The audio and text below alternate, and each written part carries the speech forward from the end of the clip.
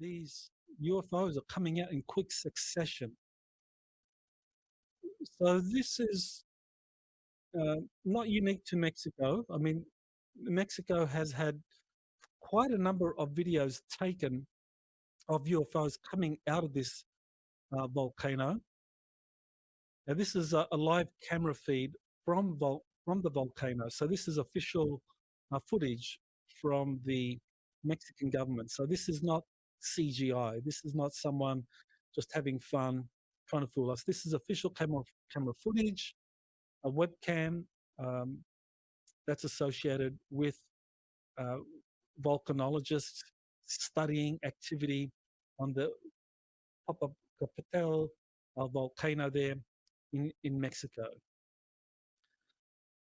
So where do they come from? I think it's quite clear. There's an underground base there in Mexico, and under that volcano, the UFOs that have been seen coming out of that volcano, they obviously can deal with the temperatures. They are able to withstand the pressures, the temperatures formed by lava fields. So exactly what is underneath the volcano? Probably a spaceport of some kind.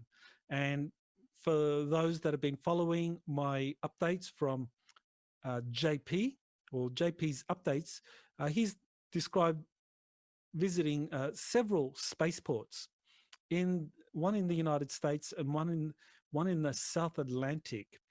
And these spaceports are filled with spacecraft either belonging to extraterrestrial visitors or to inner Earth civilizations.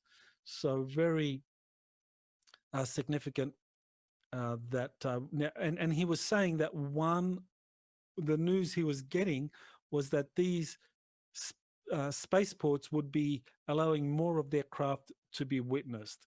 So those were spaceports that he visited in the US South and in the South Atlantic. But here you got one coming out of Popocatépetl volcano in Mexico. Okay, so here's the Peruvian village that had the alleged alien attacks in July. There continues to be incidents where beings, aliens, are flying silently and are being sighted.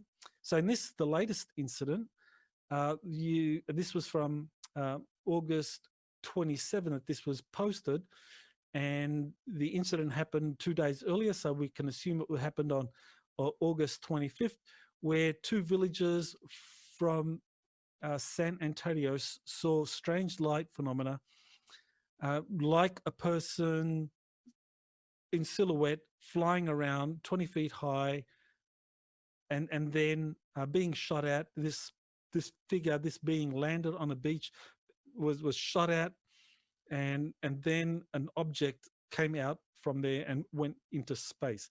So that just shows that whatever's happening in Peru is continuing.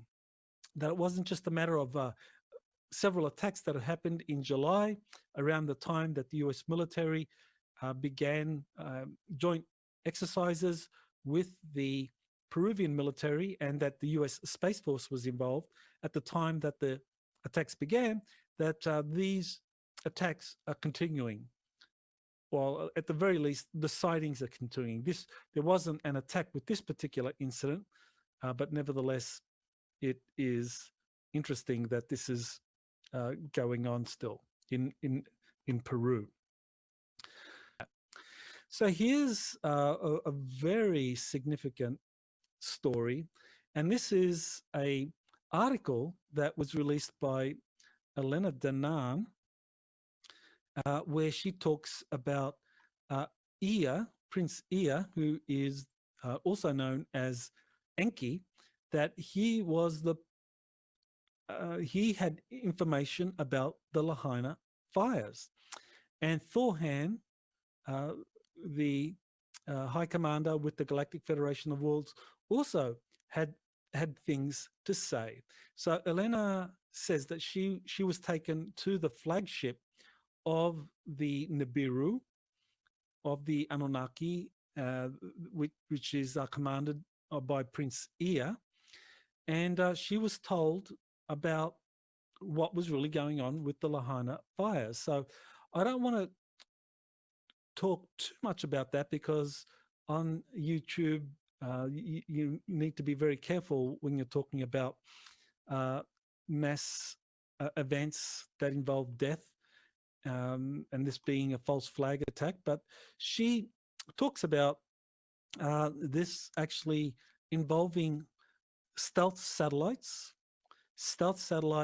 that possess directed energy weapons, that this was a land grab, and that these are small young people, if euphemism there, that small young people were taken away. So that's the information she got from her sources. And soon after that, she just experienced a kind of wave of attacks, so much that she decided to take the article, the video down from Rumble, and just have people go to her website because the hostile attacks on Rumble were just too much for her. So she decided to take it down. You can still watch the video, but you have to go to her website and go to this article.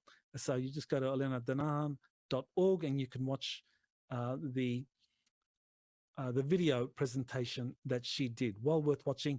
And Thorhan Eredian comes up with similar information in the article. So well worth taking a look at that.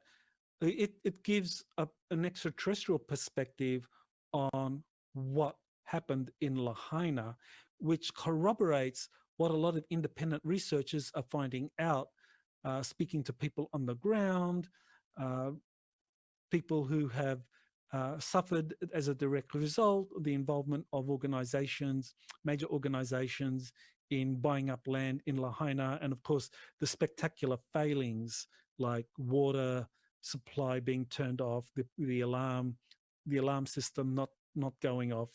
So yeah, definitely worth reading that if you want to get another perspective of what happened in Lahaina.